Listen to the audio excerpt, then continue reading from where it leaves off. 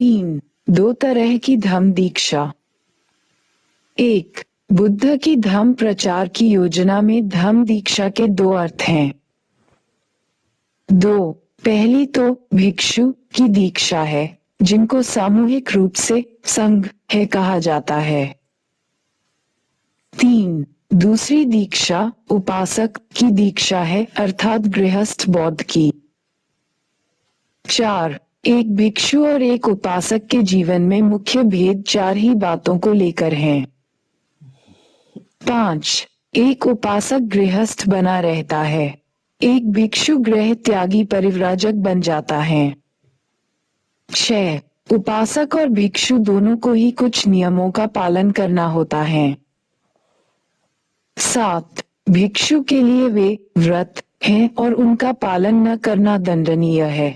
उपासक के लिए वे केवल शील हैं, जिन्हें वह अपनी सामर्थ्य भर अधिक से अधिक पालन करने का प्रयास करता है। 8. एक उपासक संपत्ति रख सकता है, एक भिक्षु कोई संपत्ति नहीं रख सकता है। 9. एक उपासक बनने के लिए किसी संस्कार की आवश्यकता नहीं। 10. एक भिक्षु बनने के लिए उपसंपन्न होना आवश्यक है। 11. बुद्ध ने दीक्षा की इच्छा रखने वालों की इच्छा के अनुसार ही किन्हीं को उपासक, किन्हीं को भिक्षु बनाया। 12. एक उपासक जब चाहे भिक्षु बन सकता है। 13. एक भिक्षु को भिक्षु नहीं रहना होता यदि वह अपने मुख्य व्रतों में से किसी एक का भी भंग कर दे अथवा वह स्वेच्छा से संघ का सदस्य न रहना चाहे। 14. यह नहीं समझना चाहिए कि आगे के पृष्ठों में जिनके नाम आए हैं, बुद्ध ने केवल उन्हें ही दीक्षित किया। 15. जो चंद उदाहरण चुने गए हैं वे केवल ये दिखाने के लिए कि दीक्षा देने अथवा अपने सद्धर्म का प्रचार करने के सिलसिले में बुद्ध न किसी की जाति का विचार करते थे और न किसी के पुरुष व स्त्री होने का। दूसरा भाग, परिव्राजकों की दीक्षा। 1. सारनाथ आगमन। 1. धम्मोपदेश का निश्चय कर चुकने के अनंतर बुद्ध ने अपने आप से प्रश्न किया कि मैं सर्वप्रथम किसे धम्मोपदेश दूं। उन्हें सबसे पहले आलार कालम का ख्याल आया, जो बुद्ध की सम्मति में विद्वान था, बुद्धिमान था, समझदार था और काफी निर्मल था। बुद्ध ने सोचा ये कैसा हो यदि मैं सर्वप्रथम उसे ही धम्मोपदेश करूं। लेकिन बुद्ध को पता लगा कि आलार कालाम की मृत्यु हो चुकी है। 2. तब उन्होंने उद्दक रामपुत को भी उपदेश देने का विचार किया, किंतु उसका भी शरीरांत हो चुका था। 3. तब उन्हें अपने उन 5 साथियों का ध्यान आया जो निर्जना नदी के तट पर उनकी सेवा में थे और जो सिद्धार्थ गौतम के तपस्या और काय क्लेश का पथ त्याग देने पर असंतुष्ट हो उन्हें छोड़कर चले गए थे। 4. उन्होंने सोचा, उन्होंने मेरे लिए बहुत किया, मेरी बड़ी सेवा की, मेरे लिए बहुत कष्ट उठाया। कैसा हो यदि मैं उन्हें ही सर्वप्रथम धम्म का उपदेश दूं। उद्धरण चिन्ह। 5. उन्होंने उनके ठौर ठिकाने का पता लगाया। जब उन्हें पता लगा कि वे वाराणसी सारनाथ के इसिपतन के मृगदाय में रहते हैं, तो बुद्ध उधर ही चले दिए। 6. उन 5 ने जब बुद्ध को आते देखा तो आपस में तय किया कि बुद्ध का स्वागत नहीं करेंगे। उनमें से एक बोला, मित्रों, वह श्रमण गौतम चला आ रहा है, जो पथ भ्रष्ट हो गया है, जिसने तपस्या का मार्ग त्याग आराम तलबी और कामभोग का पंथ अपना लिया है। वह पापी है, इसलिए हमें न उसका स्वागत करना चाहिए, न उसके सम्मान में उठकर खड़ा होना चाहिए, न उसका पात्र और चीवर ग्रहण करना चाहिए। हम उसके लिए एक आसन रख देते हैं, इच्छा होगी तो उस पर बैठ जाएगा। वे सब सहमत। 1. 7. लेकिन जब बुद्ध समीप पहुंचे तो वह पांचों परिव्राजक अपने संकल्प पर दृढ़ न रह सके। बुद्ध व्यक्तित्व ने उन्हें इतना प्रभावित किया कि वे सभी अपने आसन से उठ खड़े हुए। एक ने बुद्ध का पात्र लिया, एक ने चीवर संभाला, एक ने आसन बिछाया और धोने के लिए पानी ले लाया। दूसरा पांव। 8. ये सचमुच एक अप्रिय अतिथि का असाधारण स्वागत था। 9. इस प्रकार जो उपेक्षावान थे, श्रद्धावान बन गए। 2. धम्मचक्र प्रवर्तन। 1. कुशल प्रेम की बातचीत हो चुकने के बाद परिव्राजकों ने बुद्ध से प्रश्न किया, क्या आप अब भी तपश्चर्या तथा काय क्लेश में विश्वास रखते हैं? बुद्ध का उत्तर नकारात्मक था। 2. बुद्ध ने कहा, दो सिरे की बातें हैं, दोनों किनारों की, एक तो कामभोग का जीवन और दूसरा काय क्लेश का जीवन। 3. एक का कहना है, खाओ पियो मौज उड़ाओ क्योंकि कल तो मरना ही है। दूसरे का कहना है, तमाम वासनाओं का मूलोच्छेद कर दो क्योंकि वे पुनर्जन्म का कारण हैं। उन्होंने दोनों को आदमी की शान के योग्य नहीं माना। 4. वे मध्यम मार्ग को मानने वाले थे, बीच का मार्ग, जो कि न तो कामभोग का मार्ग है और न काय क्लेश का मार्ग है। 5. बुद्ध ने परिव्राजकों से प्रश्न किया, मेरे इस प्रश्न का उत्तर दो कि जब तक किसी के मन में पार्थिव व स्वर्गीय भोगों की कामना बनी रहेगी, तब तक क्या उसका समस्त काय क्लेश व्यर्थ नहीं होगा? उनका उत्तर था, जैसा आप कहते हैं वैसा ही है। 6. यदि आप काय क्लेश द्वारा काम तृष्णा को शांत नहीं कर सकते तो काय क्लेश का दरिद्री जीवन बिताने से आप अपने को कैसे जीत सकते हैं? उनका उत्तर था, जैसा आप कहते हैं वैसा ही है। 7. जब आप अपने आप पर विजय पा लेंगे तभी आप काम तृष्णा मुक्त होंगे, तब आपको काम भोग की कामना न रहेंगी और से तब प्राकृतिक इच्छाओं की पूर्ति विकार पैदा नहीं करेगी। आप अपनी शारीरिक आवश्यकताओं के हिसाब से खाना पीना ग्रहण करें। 8. सभी तरह की काम वासना उत्तेजक होती है। कामुक अपनी काम वासना का गुलाम होता है। सभी काम भोगों के चक्कर में पड़े रहना गंवारपन और नीच कर्म है। लेकिन मैं तुम्हें कहता हूँ कि शरीर की स्वाभाविक आवश्यकताओं की पूर्ति में बुराई नहीं है। शरीर को स्वस्थ बनाए न रख सकोगे और प्रज्ञा रूपी प्रदीप भी प्रज्वलित न रह सकेगा।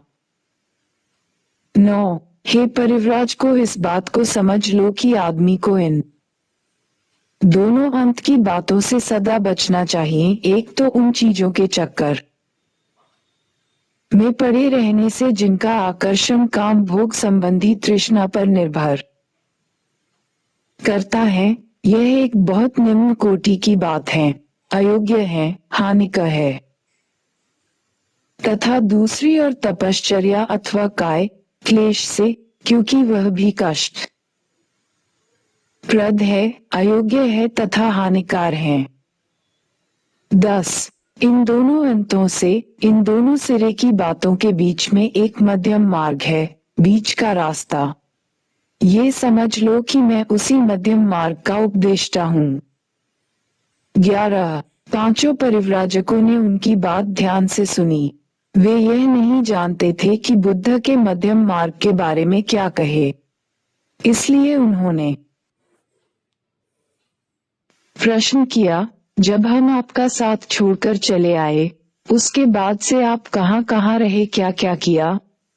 तब बुद्ध ने उन्हें बताया कि किस प्रकार गया पहुंचे, कैसे उस पीपल के पेड़ के नीचे ध्यान लगाकर बैठे और कैसे 4 सप्ताह की निरंतर समाधि के बाद उन्हें वह नया बोध प्राप्त हुआ जिससे वह नए मार्ग का आविष्कार कर सके। 12. ये सुना तो परिव्राजक उस नए मार्ग को विस्तार पूर्वक जानने के लिए अत्यंत उत्सुक हो उठे। उन्होंने बुद्ध से प्रार्थना की कि वे उन्हें बताएं। 13. बुद्ध ने स्वीकार किया। 14. बुद्ध ने पहली बात ये बताई कि उनके सद्धर्म को मरने के बाद आत्मा का क्या होता है, इससे कुछ सरोकार नहीं है। उनके सद्धर्म को कर्मकांड के क्रियाकलापों से भी कुछ लेना देना नहीं। 15 बुद्ध धर्म का केंद्र बिंदु है आदमी और इस पृथ्वी पर रहते समय आदमी का आदमी के प्रति क्या कर्तव्य होना चाहिए। 16 बुद्ध ने कहा यह उनकी पहली स्थापना है। 17 उनकी दूसरी स्थापना है कि आदमी दुखी हैं, कष्ट में हैं और दरिद्रता का जीवन व्यतीत कर रहे हैं। संसार दुख से भरा पड़ा है और धर्म का उद्देश्य इस दुख का नाश करना ही है। इसके अतिरिक्त सद्धर्म और कुछ नहीं है। 18 दुख के अस्तित्व की स्वीकृति और दुख के नाश करने का उपाय यही धर्म की आधारशिला है। 19 धर्म के लिए एकमात्र यही सही आधार हो सकता है। जो धर्म इस प्राथमिक बात को भी अंगीकारी नहीं कर सकता, धर्म ही नहीं है।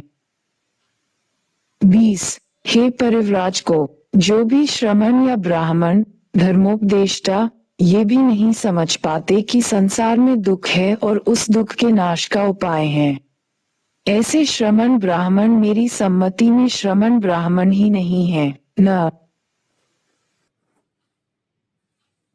वे अपने को ज्येष्ठ श्रेष्ठ समझने वाले इतना भी समझ पाए हैं कि धर्म का सही अर्थ क्या है। 31 तब परिव्राजकों ने पूछा दुख और दुख का विनाश ही यदि आपके धर्म की आधारशिला है तो हमें बताइए कि आपका धर्म कैसे दुख का नाश कर सकता है।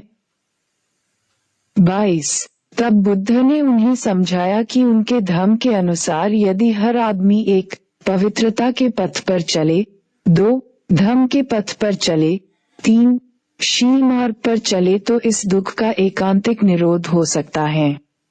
23 और उन्होंने कहा कि उन्होंने ऐसे धर्म का आविष्कार कर लिया है। 3 धम्मचक्र प्रवर्तन। 1 परिव्राजकों ने तब बुद्ध से अपने धर्म की व्याख्या करने की प्रार्थना की। 2 बुद्ध ने कृपया इसे स्वीकार किया। 3 उन्होंने सबसे पहले उन्हें पवित्रता का पथ ही समझाया। 4 उन्होंने परिव्राजकों से कहा कोई भी आदमी जो अच्छा बनना चाहता है उसके लिए यह आवश्यक है कि वह कोई अच्छाई का मापदंड स्वीकार करें। 5 मेरे पवित्रता के पथ के अनुसार अच्छे जीवन के 5 मापदंड हैं। 1 किसी प्राणी की हिंसा न करना। 2 चोरी न करना अर्थात दूसरे की चीज को अपनी न बना लेना। 3 व्यभिचार न करना। 4 असत्य न बोलना। 5 नशीली चीजों का ग्रहण न करना। 6 मैं कहता हूँ कि हर आदमी के लिए ये परमावश्यक है कि वह इन 5 शीलों को स्वीकार करें, क्योंकि हर आदमी के लिए जीवन का कोई मापदंड होना चाहिए जिससे वह अपनी अच्छाई बुराई मापने के मापदंड ही हैं। 7 दुनिया में हर जगह पतित गिरे हुए लोग होते ही हैं, लेकिन पतित 2 तरह के होते हैं। एक तो पतित वे होते हैं जिनके जीवन का कोई मापदंड होता है, दूसरे पतित वे होते हैं जिनके जीवन का कोई मापदंड नहीं होता। 8 जिसके जीवन का कोई मापदंड नहीं होता वह पतित होने पर भी यह नहीं जानता कि वह पतित है, इसलिए वह हमेशा पतित ही रहता है। दूसरी ओर जिसके जीवन का कोई मापदंड होता है वह हमेशा इस बात की कोशिश करता रहता है कि पतितावस्था से ऊपर उठे। क्यों?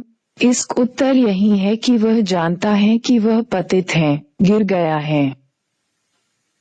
9 आदमी के लिए जीवन सुधार का कोई मापदंड होने और न होने में बड़ा अंतर है। आदमी अपने स्तर से नीचे गिर पड़े यह इतनी बड़ी बात नहीं है जितनी यह कि आदमी के जीवन का कोई स्तर ही न हो। 10 हे परिव्राज को, तुम पूछ सकते हो कि इन 5 शीलों को जीवन का मापदंड ही क्यों स्वीकार किया जाए। 11 इस प्रश्न का उत्तर तुम्हें स्वयं ही मिल जाएगा यदि तुम अपने से ही यह प्रश्न पूछो क्या ये शील व्यक्ति के लिए कल्याणकारी हैं, और साथ ही यह भी पूछो क्या इन शीलों का पालन करना समाज के लिए कल्याणकारी है? 12. यदि इन दोनों प्रश्नों का तुम्हारा उत्तर स्वीकारात्मक है तो इससे यह सीधा परिणाम निकलता है कि मेरे पवित्रता के पथ के ये 5 शील इस योग्य है कि उन्हें जीवन का सच्चा मापदंड मान लिया जाए। 4. धम्मचक्र प्रवर्तन। अष्टांगिक मार्ग या सम्यक मार्ग 1। इसके आगे बुद्ध ने उन परिव्राजकों को अष्टांगिक मार्ग का उपदेश दिया। बुद्ध ने कहा, इस मार्ग के 8 अंग हैं।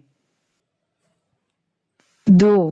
बुद्ध ने सर्वप्रथम सम्मा दिट्ठी इक्वल सम्यक दृष्टि की व्याख्या की जो अष्टांगिक मार्ग में प्रथम है और प्रधान है। 3. से कहा सम्यक दृष्टि का महत्व समझाने के लिए बुद्ध ने परिव्राजकों।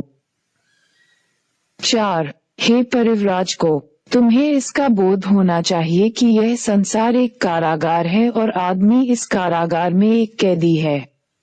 5. इस कारागार में इतना अधिक अंधकार है कि यहाँ कुछ भी दिखाई नहीं देता। कैदी को यहाँ तक दिखाई नहीं देता कि वह कैदी है। 6. इतना ही नहीं कि बहुत अधिक समय तक इस अंधेरी कोठरी में ही पड़े रहने के कारण आदमी एकदम अंधा हो गया हो, बल्कि उसे इस बात में भी बड़ा संदेह हो गया है कि प्रकाश नाम की कोई चीज भी कभी कहीं हो सकती है। 7. मन ही एक ऐसा साधन है जिसके माध्यम से आदमी को प्रकाश की प्राप्ति हो सकती है। 8. लेकिन इन कारागार वासियों के दिमाग की भी अवस्था ऐसी नहीं है कि यह उद्देश्य पूरा हो सके। 9. इनका दिमाग जरा सा प्रकाश मात्र आने देती है। इतना ही है कि जिनके पास आंख है वह ये देख सके कि अंधकार नाम की भी कोई वस्तु है। 10. इसलिए ऐसी समझ बड़ी सदोष है। 11. लेकिन हे परिव्राजकों, कैदी की स्थिति ऐसी निराशजनक नहीं है जैसी यह प्रतीत होती है। 12. क्योंकि आदमी में एक बल है, एक शक्ति है जिसे संकल्प बल व इच्छा शक्ति कहा जाता है। जब आदमी के सम्मुख कोई उपयुक्त आदर्श उपस्थित होता है तो इस इच्छा शक्ति को जागृत और क्रियाशील बनाया जा सकता है। 13. आदमी को यदि कहीं से इतना भी प्रकाश मिल जाए कि वह ये देख सके कि उसे अपनी इच्छा शक्ति का ऐसा संचालन कर सकता है कि वह अंत में उसे बंधन मुक्त कर दे। 14. इसलिए यद्यपि आदमी बंधन में है तो भी वह स्वतंत्र हो सकता है। वह किसी भी समय ऐसा पहला कदम उठा सकता है कि न एक दिन वह स्वतंत्र होकर रहे। 15. यह इसलिए कि हम जिस किसी दिशा में भी अपने मन को ले जाना चाहे, हम उसे उस दिशा में ले जा सकते हैं। मन ही है जो हमें जीवन रूपी कारागार का कैदी बनाता है और यह मन ही है जो हमें कैदी बनाए रखता है। 16. लेकिन मन ने ही जिसे बनाया है, मन ही उसे नष्ट भी कर सकता है। मन अपनी कृति को मटियामेट भी कर सकता है। यदि इसने आदमी को बंधन में बांधा है तो ठीक दिशा में अग्रसर होने पर यही आदमी को बंधन मुक्त कर सकता है। पूर्ण विराम.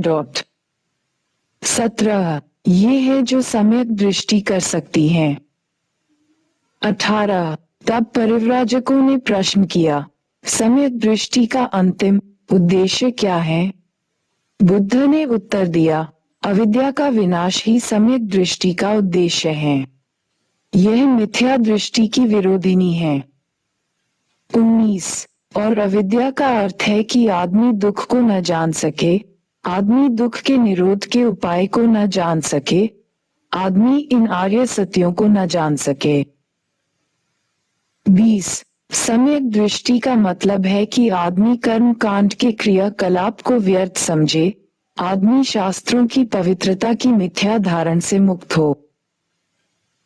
21. सम्यक दृष्टि का मतलब है कि आदमी मिथ्या विश्वास से मुक्त हो, आदमी यह न समझता रहे कि कोई भी बात प्रकृति के नियमों के विरुद्ध घट सकती है। 22. सम्यक दृष्टि का मतलब है कि आदमी ऐसी सब मिथ्या धारणाओं से मुक्त हो, आदमी के मन की कल्पना मात्र है और जिनका आदमी के अनुभव या यथार्थता से किसी प्रकार का संबंध नहीं। 23 सम्यक दृष्टि का मतलब है कि आदमी का मन स्वतंत्र हो, आदमी के विचार स्वतंत्र हो। 24 हर आदमी की कुछ आशाएं होती हैं, आकांक्षाएं होती हैं, महत्वाकांक्षाएं होती हैं। सम्यक संकल्प का मतलब है कि हमारी आशाएं, हमारी आकांक्षाएं ऊंचे स्तर की हों, निम्न स्तर की न हो, हमारे योग्य हो, अयोग्य न हो। 25 सम्यकवाणी का मतलब है कि आदमी 1 सत्य ही बोले, 2 आदमी असत्य न बोले, 3 आदमी दूसरों की बुराई न करता फिरे, 4 आदमी दूसरों के बारे में झूठी बातें न फैलाता फिरे, 5 आदमी किसी के प्रति गाली गलौज का व कठोर वचनों का व्यवहार न करें, 6 आदमी सभी के साथ विनम्र वाणी का व्यवहार करें, 7 आदमी व्यर्थ की बेमतलब मूर्खतापूर्ण बातें न करता रहे, बल्कि उसकी वाणी बुद्धिसंगत हो, सार्थक हो और स्वदेशीय हो। 26 जैसा मैंने समझाया, सम्यक वाणी का व्यवहार न किसी के भय की अपेक्षा रखता है और न किसी के पक्षपात की। इसका इससे कुछ भी संबंध नहीं होना चाहिए कि कोई बड़ा आदमी उसके बारे में क्या सोचने लगेगा अथवा सम्यक वाणी के व्यवहार से उसकी क्या हानि हो सकती है। 27 सम्यक वाणी का मापदंड न किसी ऊपर के आदमी की आज्ञा है और न किसी व्यक्ति को हो सकने वाला व्यक्तिगत लाभ। 28 सम्यक कर्मांत योग्य व्यवहार की शिक्षा देता है। हमारा हर कार्य ऐसा हो जिसके करते समय हम दूसरों की भावनाओं और अधिकारों का ख्याल रखें। 29 सम्यक कर्मांत का मापदंड क्या है? सम्यक कर्मांत का मापदंड यही है कि हमारा कार्य जीवन के जो मुख्य नियम हैं उनसे अधिक से अधिक समन्वय रखता हो। 30 जब किसी आदमी के कार्य इन नियमों से समन्वय रखते हो तो उन्हें हम सम्यक कर्म कह सकते हैं। 31 प्रत्येक व्यक्ति को अपनी जीविका कमानी ही होती है, लेकिन जीविका कमाने के ढंगों और ढंगों में अंतर है। कुछ बुरे हैं, कुछ भले हैं। बुरे ढंग वे हैं जिनमें किसी की हानि होती है अथवा किसी के प्रति अन्याय होता है। अच्छे ढंग वे हैं जिनमें आदमी बिना किसी को हानि पहुंचाए अथवा बिना किसी के साथ अन्याय किए अपनी जीविका कमा सकता है। यही सम्यक आजीविका है। 32 सम्यक व्यायाम अविद्या को नष्ट करने के प्रयास की प्रथम सीढ़ी है, इस दुख कारागार के द्वार तक पहुंचने का रास्ता, ताकि उसे खोला जा सके। 33 सम्यक व्यायाम के 4 उद्देश्य हैं। 34 एक है अष्टांगिक मार्ग विरोधी चित्त प्रवृत्तियों की उत्पत्ति को रोकना। 35 दूसरा है ऐसी चित्त प्रवृत्तियों को दबाना जो उत्पन्न हो गई हो। 36 तीसरा है ऐसी चित्त प्रवृत्तियों को उत्पन्न करना जो अष्टांगिक मार्ग की आवश्यकताओं की पूर्ति में सहायक हो। 37 चौथा है ऐसी उत्पन्न चित्त प्रवृत्तियों में और भी अधिक वृद्धि करना तथा उनका विकास करना। 38 सम्यक स्मृति का मतलब है हर बात पर ध्यान दे सकना। यह मन की सतत जागरूकता है। मन में जो अकुशल विचार उठते हैं उनकी चौकीदारी करना सम्यक स्मृति का ही एक दूसरा नाम है। 39 हे परिव्राज को, जो आदमी सम्यक दृष्टि, सम्यक संकल्प, सम्यक वाणी, सम्यक कर्मांत, सम्यक आजीविका, सम्यक व्यायाम और सम्यक स्मृति को प्राप्त करना चाहता है, उसके मार्ग में 5 बाधाएं या बंधन आते हैं। ये हैं लाभ, द्वेष, आलस्य, विचिकित्सा तथा अनिश्चय। इन बाधाओं को, जो वास्तव में कड़े बंधन ही हैं, जीत लेना या तोड़ना आवश्यक है। इन बंधनों से मुक्त होने का उपाय समाधि है। लेकिन परिव्राज को ये समझ लेना चाहिए कि समाधि और सम्यक समाधि एक ही बात नहीं, दोनों में बड़ा अंतर है। 41 समाधि का मतलब है केवल चित्त की एकाग्रता। इसमें संदेह नहीं कि इससे वैसे ध्यानों को प्राप्त किया जा सकता है कि जिनके रहते ये पांचों संयोजन या बंधन स्थगित रहते हैं। 42 लेकिन ध्यान की ये अवस्थाएं अस्थायी हैं, इसलिए संयोजन या बंधन भी अस्थायी तौर पर ही स्थगित रहते हैं। आवश्यकता है चित्त में स्थायी परिवर्तन लाने की। इस प्रकार का स्थायी परिवर्तन सम्यक समाधि के द्वारा ही लाया जा सकता है।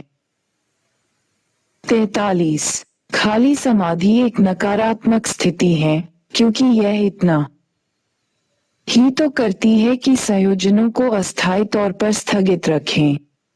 इसमें मन का स्थायी परिवर्तन निहित नहीं है। सम्यक समाधि एक भावात्मक वस्तु है। यह मन को कुशल कर्मों का एकाग्रता के साथ चिंतन करने का अभ्यास डालती है और इस प्रकार मन की संयोजनोत्पन्न अकुशल कर्मों की ओर आकर्षित होने की प्रवृत्ति को ही समाप्त कर देते हैं।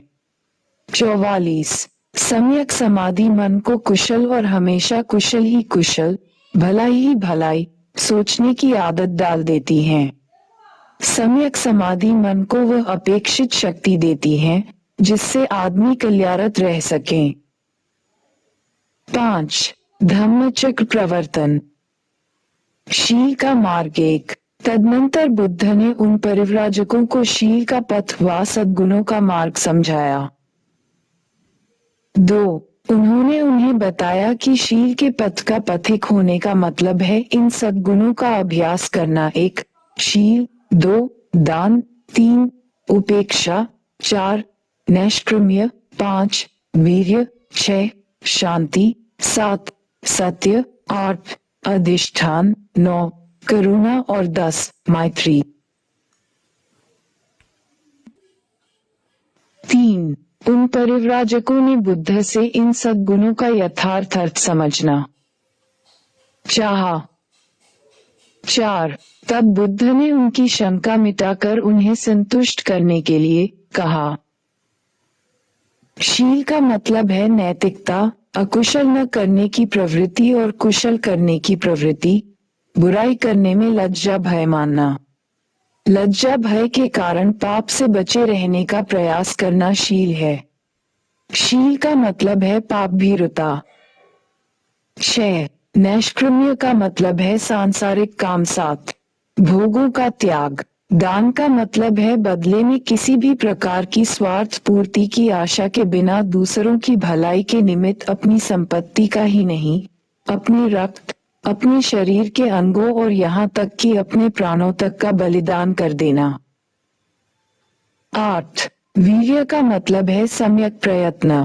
जो कुछ एक बार करने का निश्चय कर लिया अथवा जो कुछ करने का संकल्प कर लिया उसे अपनी पूरी सामर्थ्य से करने का प्रयास करना और बिना उसे पूरा किए पीछे मुड़कर नहीं देखना। 9 शांति का मतलब है क्षमाशीलता। घृणा के उत्तर में घृणा नहीं करना, यही इसका सार है, क्योंकि घृणा से तो घृणा कभी मिटती ही नहीं। क्षमाशीलता से ही घृणा का मर्दन होता है। 10 सत्य का मतलब है मृषादि न होना। आदमी को कभी झूठ नहीं बोलना चाहिए, उसे सत्य और केवल सत्य ही बोलना चाहिए। 11 अधिष्ठान का मतलब है अपने उद्देश्य तक पहुंचने का दृढ़ निश्चय।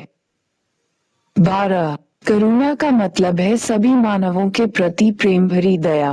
13 मैत्री का मतलब है कि सभी प्राणियों के प्रति भ्रातृ भावना हो, मित्रों के प्रति ही नहीं, शत्रुओं तक के प्रति, आदमियों के प्रति ही नहीं, सभी विशेष प्राणियों के प्रति।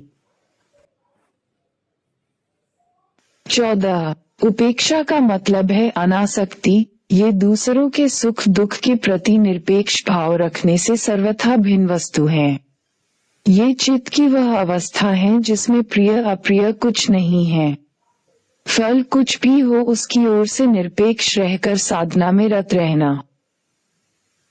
15 इन सद्गुणों का आदमी को अपनी पूरी सामर्थ्य भर अभ्यास करना होता है, इसीलिए उन्हें पारमिता कहा गया है।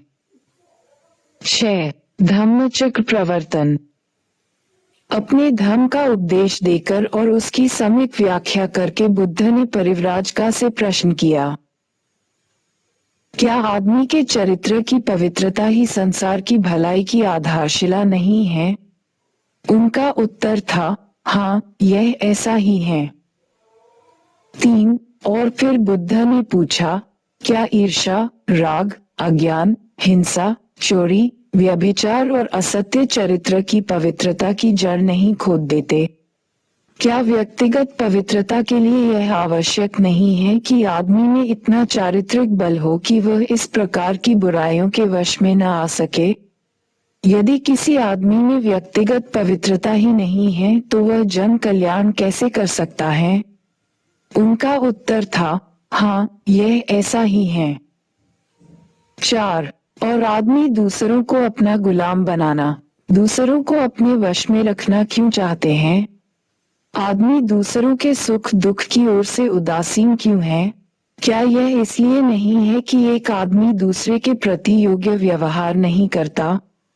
उनका उत्तर था, हाँ, यह ऐसा ही है। का दृष्टि सम्यक, तो क्या अष्टांग मार्ग का अनुसरण सम्यक संकल्प, सम्यक वाणी, सम्यक आजीविका, सम्यक कर्मांत, सम्यक व्यायाम, सम्यक स्मृति, सम्यक समाधि, संक्षेप में जीवन यापन, सद्धर्म के अनुसार यदि प्रत्येक उस पथ पर चले उस सारी अमानवता का, उस सारे अन्याय का जो एक आदमी दूसरे के प्रति करता है, अंत नहीं कर देगा? उनका उत्तर था, हाँ, यह ऐसा ही है।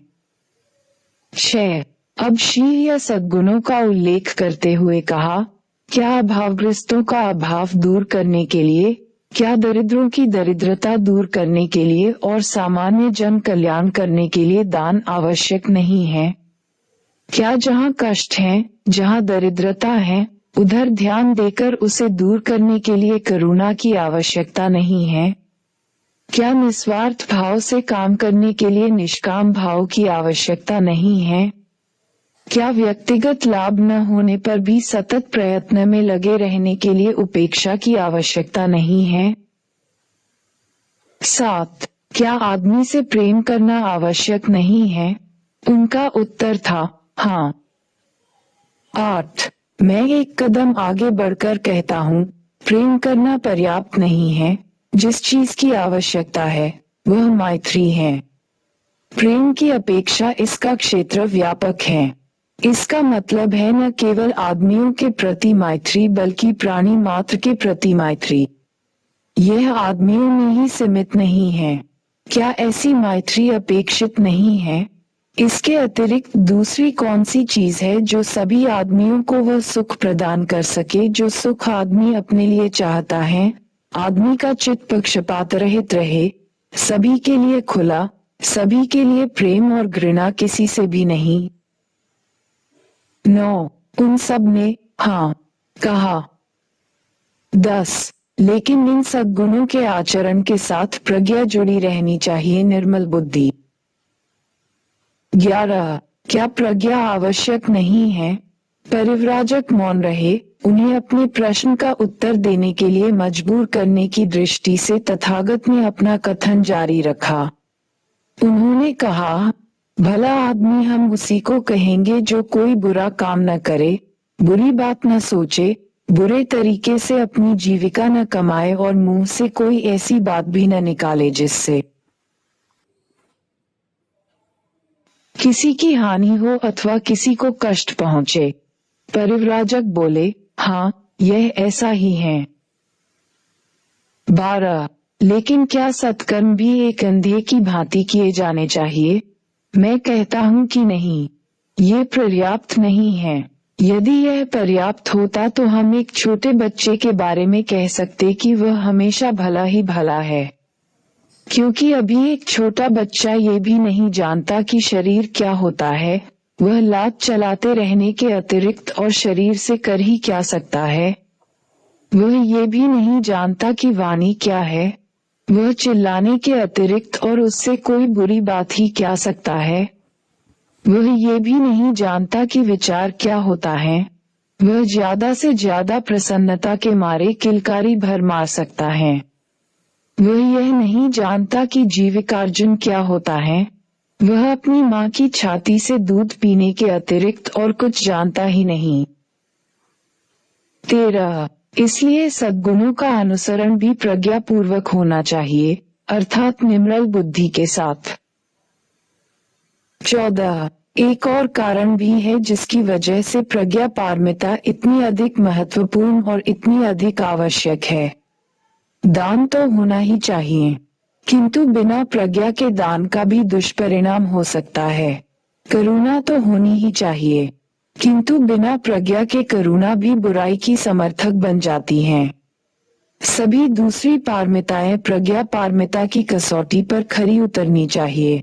निर्मल बुद्धि का ही दूसरा नाम प्रज्ञा पारमिता है।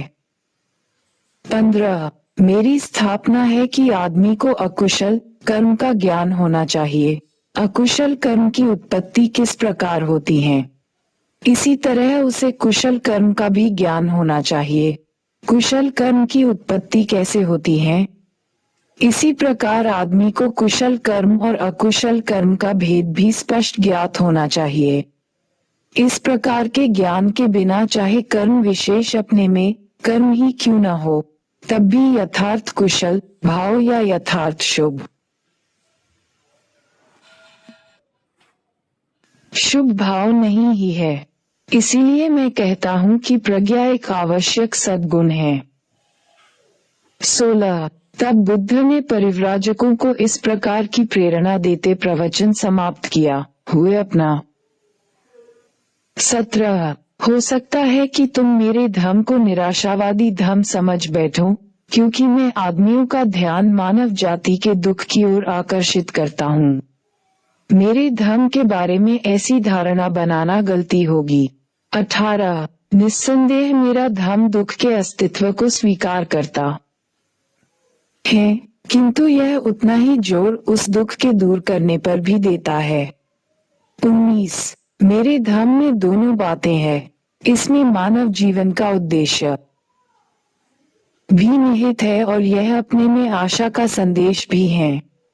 20. इसका उद्देश्य है अविद्या का नाश, जिसका मतलब है दुख के अस्तित्व के संबंध में अज्ञान का नाश।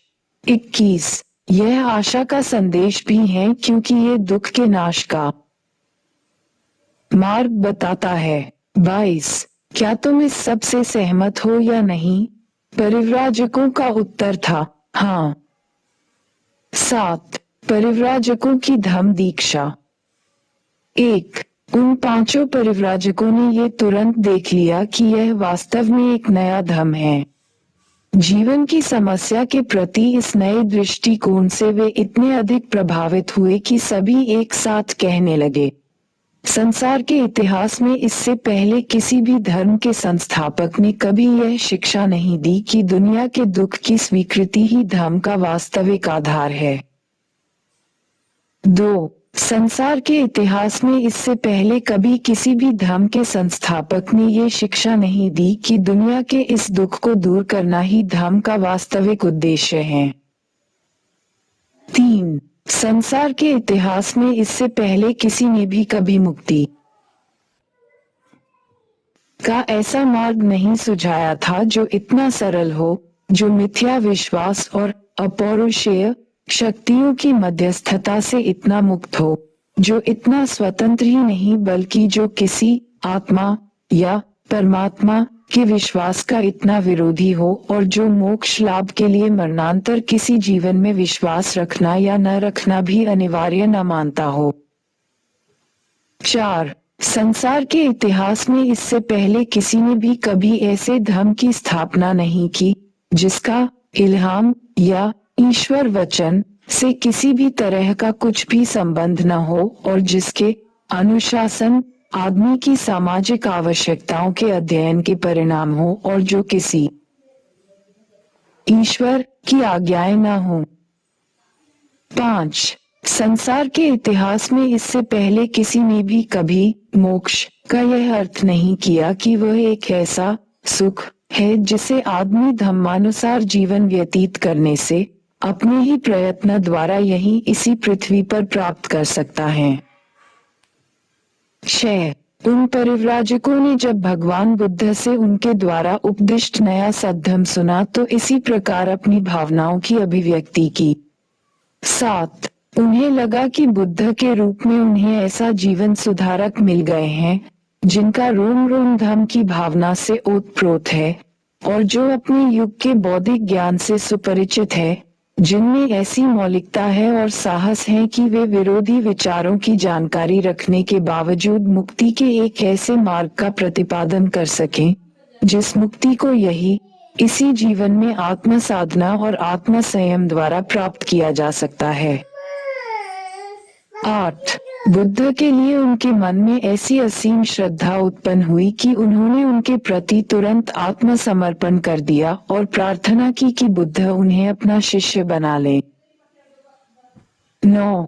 बुद्ध ने उन्हें यही भिक्खवे भिक्षुओं आओ कहकर भिक्षु संघ में दीक्षित कर लिया। वे पंचवर्गीय भिक्षु नाम से प्रसिद्ध हुए।